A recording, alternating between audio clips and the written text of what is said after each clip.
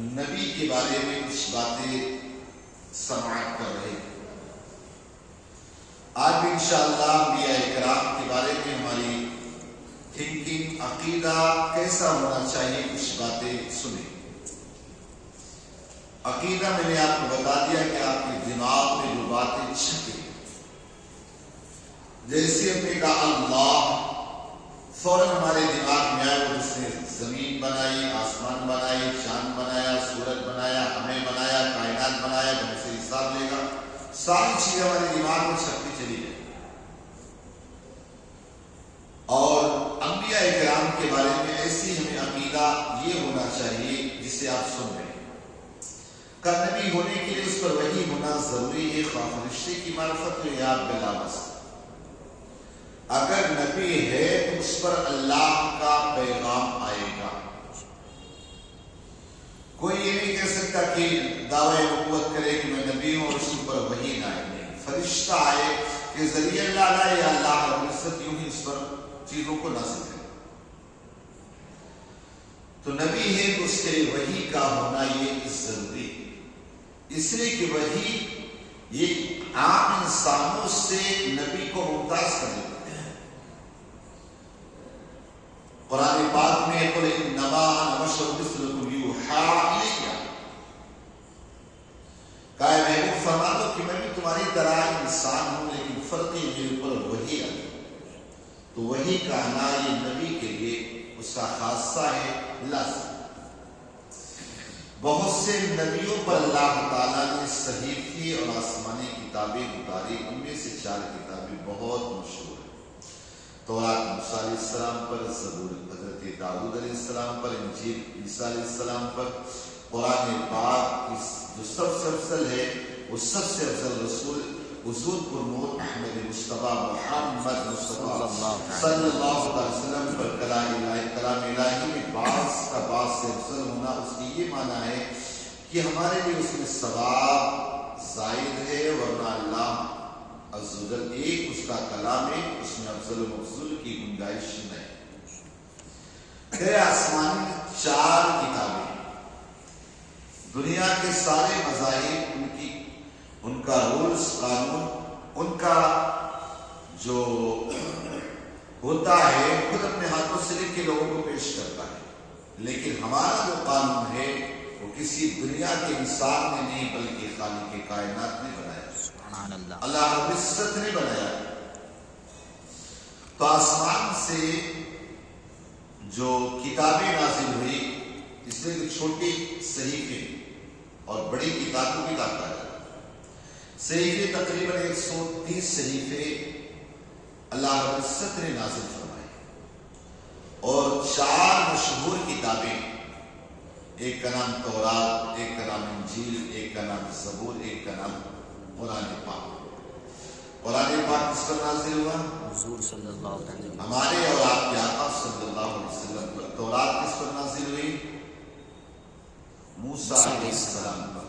انجیل حضرت عیسیٰ علیہ السلام پر، زبور حضرت داؤد علیہ السلام پر۔ کس کس زبان میں نازل ہوئی؟ قرآن کس زبان میں؟ عربی۔ ہندی میں؟ عربی میں۔ کون سی زبان میں؟ عربی۔ اور تورات عبرانی زبان میں۔ تورات عبرانی زبان۔ عبرانی زبان آپ قرآن میں پڑھتے ہیں، لیکن آپ کو پتا نہیں۔ کہنا یا بنی اسرائیل لذکروا نعمتی التی انعمت علیکم، یہ بنی اسرائیل یہ عبرانی لفظ ہے۔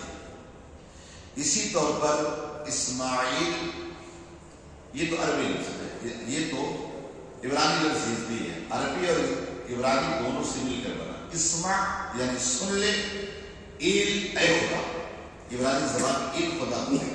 بنی اسرائیل جیسے ہم کہتے ہیں عبداللہ یعنی اللہ کا بندہ، اسی طرح اسرائیل یعنی عبداللہ، اسرا کے معنی بندہ اور ایل کے معنی خدا۔ تو عبرانی زبان میں تورات شریف نازل ہوئی، اور انجیل سریانی زبان میں، اور زبور کے بارے میں پتہ ہے زبور غالباً عبرانی یا یونانی ایسا ہو سکتا ہے، چونکہ میں نے بہت ڈھونڈا مجھے ملا نہیں، آج نہیں پہلے ڈھونڈا تھا، لیکن بہرحال یہ کنفرم ہے کہ عبرانی زبان میں تورات نازل ہوئی، سریانی زبان میں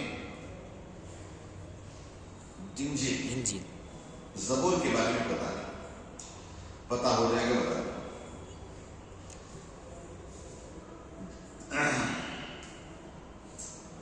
آسمانی کتابیں اور صحیفے حق اور سب کلام اللہ، سب آسمانی کتابیں اور صحیفے حق ہیں اور سب اللہ کلام اللہ، ان میں جو کچھ ارشاد ہوا سب پر ایمان ضروری ہے، مگر یہ بات البتہ ہوئی کہ اپنی کتابوں کی حفاظت اللہ نے امت کے سپرد کر دی۔ 40 کراس کرنے کے بعد تھوڑا فرق تو آتا ہے، پتلا لکھا ہوا نا، ان سے اس کا حفظ نہ ہو سکا، کلام الہی جیسا اترا تھا ان کے ہاتھوں میں ویسا باقی نہ رہا، بلکہ ان کے شریکوں نے تو یہ کیا کہ ان میں تحریفیں کر دی، یعنی اپنی خواہش کے مطابق گھٹا بڑھا دیا۔ یعنی بتا رہے کہ آسمانی جتنی بھی کتابیں سب کے اندر چینی ڈالی، تورات اسی طرح نہیں ملے گی، انجیل اسی طرح نہیں ملے گی، زبور نہیں ملے گی، لیکن قرآن ایسا کا ایسا ہی ملے گا، اور ایک دنیا تک قرآن میں بدلنے والے الٹا لٹک جائیں لیکن قرآن کا ایک حرف بدل نہیں سکتا۔ سبحان اللہ۔ باقی ساری کتابوں میں دیکھیے، آپ کو بتا دوں، ساری کتابیں جو ہے نا جس طرح ملی اسی طرح ہم کو پڑھنا ہے، اس طرح عمل کرنا۔ اللہ نے جس طرح اس میں تھا اسی طرح آپ کو دیا، اس پر عمل کرنا ہے، لیکن حفاظت کا ذمہ نہیں لیا، حفاظت کا ذمہ نہیں لیا، لیکن قرآن پاک کو اللہ تبارک و تعالیٰ نے اتارا، اس کی حفاظت کا ذمہ لیا، لیکن اسی قرآن کے پڑھ کر کے لوگ گمراہ بھی ہوں گے، اسی قرآن کو پڑھ کر لوگ ہدایت پر بھی ہیں۔ آمین۔ جیسے آپ دیکھیں قرآن کا یضل بہ کثیر و یہدی بہ کثیرا، یہی قرآن پڑھ کر لوگ ہدایت بھی پائیں گے اور یہی قرآن پڑھ کر لوگ گمراہ بھی ہوں گے۔ اب آپ کے دماغ میں یہ بات آئے گی کہ یار یہ قرآن پڑھ کر کیسے گمراہ ہوں گے؟ تو کل آپ نے سنا تھا، اگر درس میں جو تھے انہیں پتا ہے، کل درس میں میں نے یہی بات بتایا تھا کہ کچھ کافر حضور کی بارگاہ میں آئے اور آ کر کہنے لگے یا رسول اللہ صلی اللہ علیہ وسلم آپ کیا تھا؟ ایمان۔ کل کی بات ہے منافق کے بارے میں، منافق کے بارے میں۔ اچھا، کہنے لگے کہ قیامت کب آئے گی؟ یاد ہے حضور سے قیامت کے بارے میں سوال کیا، مقصد تھا حضور کو پریشان کرنا۔ اب ظاہر سی بات ہے اگر آپ علیہ السلام چاہے تو پرفیکٹ ٹائم قیامت کا بتا دیں، لیکن اللہ جانے اور اس کا محبوب جانے کس وجہ سے نہیں بتایا، لیکن ہاں قیامت کی نشانیاں بتا دی گئی۔ اب حضور نے کہہ دیا کہ اللہ رب العزت کو علم ہے، مجھ سے کیا پوچھ سکتے؟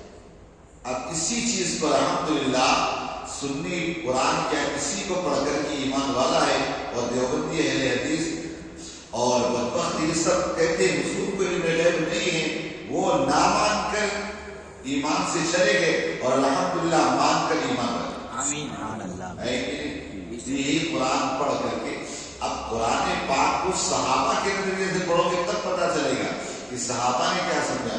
تم آج بہت سارا ہے، کچھ لوگ چل پڑے قرآن پڑھو، بس قرآن پڑھو۔ قرآن آپ سوچئے ذرا، حضرت عمر فاروق اعظم رضی اللہ تعالیٰ عنہ نے سورہ بقرہ کو حضرت آقا علیہ السلام کے پاس پڑھے۔ کس کے پاس؟ حضور کے پاس پڑھے۔ سورہ بقرہ کو کتنے سالوں میں ختم کیا؟ 12 سال۔ عربی تھے، اسی قرآن کو پڑھتے پڑھتے 12 سال میں حضرت عمر نے پڑھا، اور تم سوچے ٹرانسلیٹ پڑھ نہیں کام ہے، ترجمہ پڑھ کے تم کام چلا لو گے تو اپنے دل کو تم خوش کر سکتے، لیکن ہدایت نہیں پا سکتے۔ ہدایت پانے کے لیے کسی بہترین عالم اور سنی صحیح العقیدہ کے پیچھے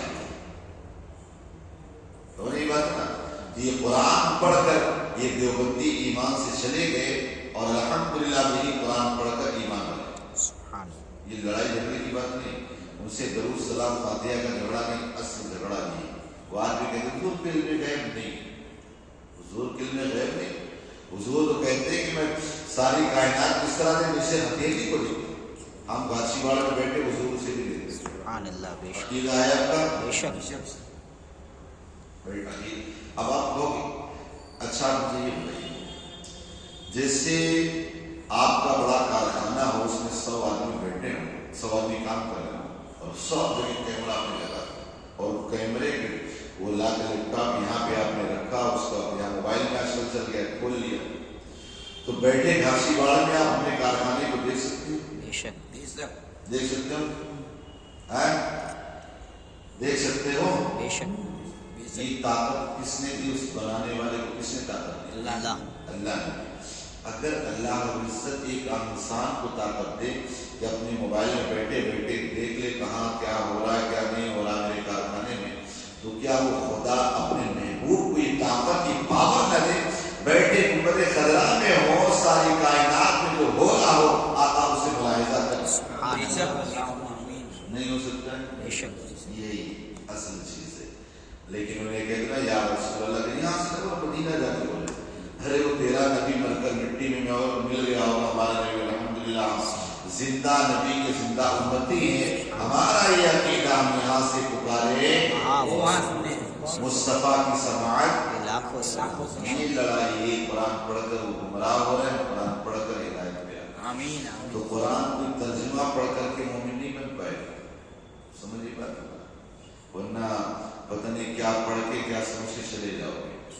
میں آپ کو 17 سال سے درس قرآن سنا رہا ہوں، میں ابھی تک قرآن کے بارے میں کچھ پتہ نہیں میرے کو. تو خالی ترجمہ پڑھ کے تو میرا ٹرانسلیٹ کر کے سمجھ جائیں گے قرآن میں. اللہ محفوظ فرمائے. آمین. اللہ